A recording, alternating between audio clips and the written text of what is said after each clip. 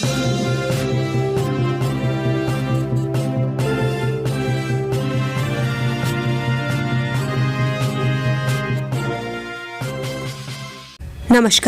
आपका हमारे news channel UK24 news में स्वागत है।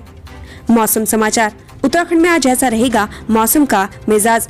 उत्तराखंड में मौसम पल पल रंग बदल रहा है। मौसम विभाग के अनुसार आज उत्तराखंड के जनपदों में मौसम शुष्क रहने की संभावना जताई गई है, जिससे लोगों को आज राहत मिल सकती है। बता दें कि मंगलवार को भी उत्तराखंड के जनपदों में मौसम शुष्क रहा। प्रदेश में अधिकतम तापमान 28 डिग्री सेल्सियस और न्यूनतम तापमान 15 डिग्री सेल्सियस रहने के आसार है। वहीं रुद्रप्रयाग जिले में भीमबली से केदारनाथ धाम तक 3 से 5 स्थानों पर बड़े बड़े ग्लेशियर बने हैं। ऐसे में मजदूर इस बर्फ को हटाने का काम कर रहे हैं।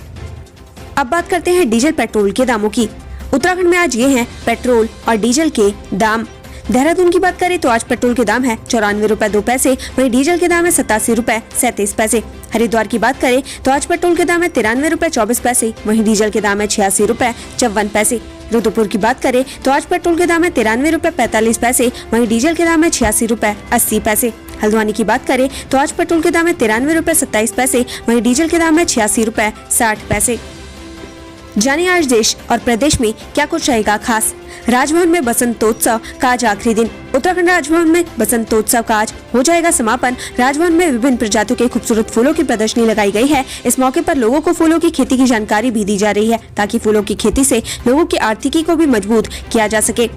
स्वामी राम हिमालयन विश्वविद्यालय जौलीग्रांट का स्थापना दिवस। स्वामी राम हिमालयन विश्वविद्यालय जौलीग्रांट अपनी स्थापना के 9 वर्ष पूरे करने जा रहा है। ऐसे में आज से 12 मार्च तक यहाँ 4 दिवसीय संस्कृति कार्यक्रमों का आयोजन किया जाएगा। इस कार्यक्रम में पूर्व मुख्यमंत्री डॉक्टर रमेश पोखरियाल निशंक बतौर मुख्य अतिथि आएंगे। प्रदेश में आज से गृह परीक्षाएं शुरू। आज से उत्तराखंड में कक्षा 6, 7, 8, 9 और 11 के विद्यार्थियों की गृह परीक्षा शुरू हो जाएगी। शिक्षा विभाग ने पहले गृह परीक्षा 14 मार्च से शुरू करने का निर्णय लिया था, लेकिन बाद में इन गृह परीक्षा के कार्यक्रमों में बदलाव किया गया। ऐसे में 9 मार्च यानी आज से गृह परीक्षाएं शुरू होकर 24 मार्च तक चलेंगी।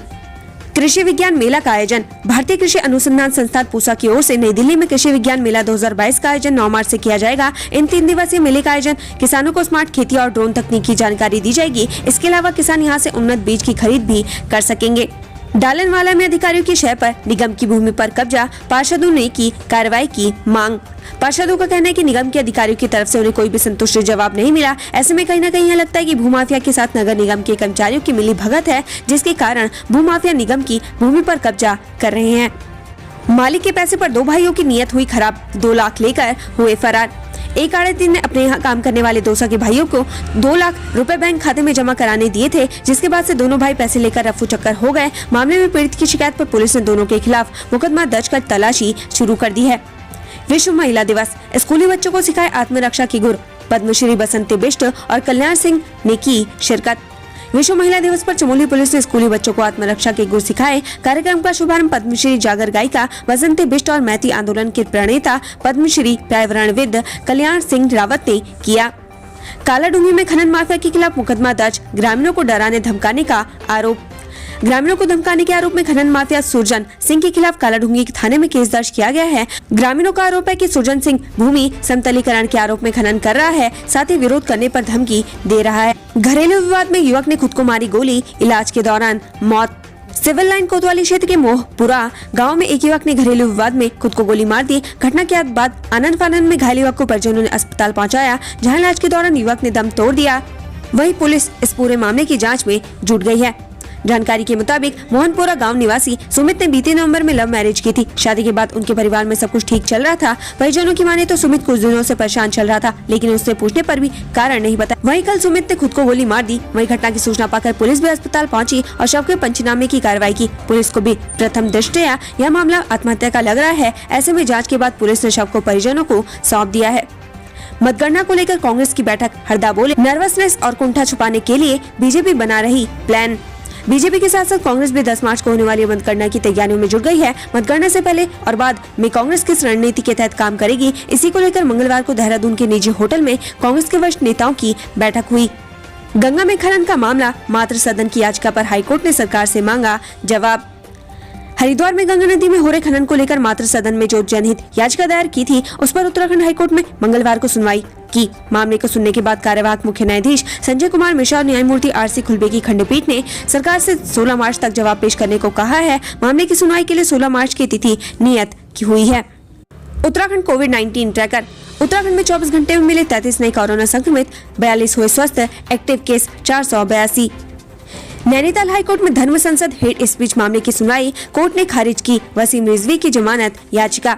इस मामले की शिकायत पर पुलिस ने आईपीसी की धारा 153A 295 तहत वसीम रिजवी उर्फ जितेंद्र नारायण त्यागी, नरसिंहानंद गिरी, सागर सिंधु महाराज, धर्मदास महाराज, परमानंद महाराज, साध्वी अन्नपूर्णा, स्वामी आनंद स्वरूप, अश्वनी उपाध्याय, सुरेश चौहान सहित स्वामी प्रबोधानंद गिरी के खिलाफ धर्म संसद के नाम पर भड़काऊ भाषण देने का मुकदमा दर्ज किया था। देहरादून। डकैती के प्रयास में शामिल बदमाश दिल्ली से गिरफ्तार, 9 आरोपी अभी भी फरार।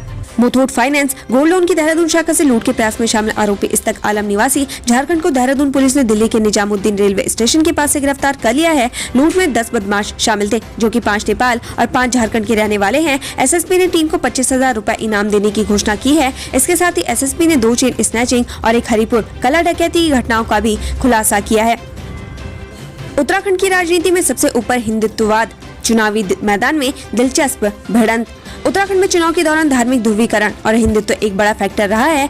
देवभूमि होने के नाते यहाँ के चुनाव में इन धार्मिक स्थानों का काफी महत्व है। उत्तराखंड में साल 2017 चुनाव में 57 सीट पाकर बीजेपी की अगर प्रचंड जीत हुई तो उसमें इन धार्मिक स्थलों और हिंदुत्व का एजेंडा सबसे बड़ा फैक्टर रहा। ऐसे में 2022 के चुनावी परिणाम पर सबकी नजर टिकी है। इस बार जनता किस मुद्दे पर और किसे अपना नेता चुनती है।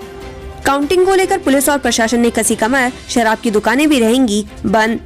10 मार्च को उत्तराखंड विधानसभा चुनाव 2022 के परिणाम आएंगे। 10 मार्च की मतगणना को लेकर पुलिस और प्रशासन ने पूरी व्यवस्था कर रखी है। कुछ जिलों में एहतियात के तौर पर अतिरिक्त पुलिस बल भी भेजा गया है। मतगणना से एक दिन पहले शराब की दुकानें भी बंद कर दी जाएंगी। लालकुआं भोजीपुरा ट्रैक पर विद्युत ट्रेन का ट्रायल 110 किलोमीटर प्रति घंटे की रफ्तार से दौड़ी। भोजीपुरा लालकुआं रेलवे ट्रैक पर विद्युतीकरण का कार्य पूरा हो गया है। पूर्वोत्तर रेल संरक्षण आयुक्त मोहम्मद लतीफ खान एवं मंडल रेल प्रबंधक आशुतोष पंत ने विद्युत ट्रैक पर ट्रेन का ट्रायल किया। लालकुआं से भोजीपुरा 65 किलोमीटर की दूरी 110 की स्पीड पर 45 मिनट में ट्रेन ने तय की। शिकारियों के बिछाए फंदे में फंसा गुलदार, वन विभाग ने किया रेस्क्यू। तराई केंद्र वन विभाग के भाखड़ा रेंज में झाड़ियों में शिकारियों द्वारा वन्य जीवों के शिकार के लिए लगाए गए फंदे में एक गुलदार फंसने से वन विभाग में हड़कंप मच गया, जिसको देख ग्रामीणों में भी दहशत फैल गई। ग्रामीणों ने इसकी सूचना वन विभाग को दी। सूचना पाकर मौके पर पहुंची वन विभाग की टीम ने गुलदार को ट्रैंकुलाइजर कर रानीबाग रिसर्च सेंटर भेजा। साइबर ठगी के शिकार व्यक्ति के खाते में पुलिस ने लौटाए 7.50 लाख रुपए। जिले की मित्र पुलिस को 7.5 लाख रुपए की हुई साइबर ठगी प्रकरण सुलझाने में कामयाबी हाथ लगी है। यह प्रकरण पुलिस ने महज 10 दिनों के भीतर ही सुलझा लिया। साथ ही साइबर ठगी के शिकार हुए थैलीसैंड के चौथान पट्टी के डांग गांव निवासी नायर सिंह को धनराशि भी लौटा दी गई है। उत्तराखंड से संबंधित ऐसी ही खबरें पाने के लिए हमारे चैनल को लाइक व सब्सक्राइब जरूर करें। धन्यवाद।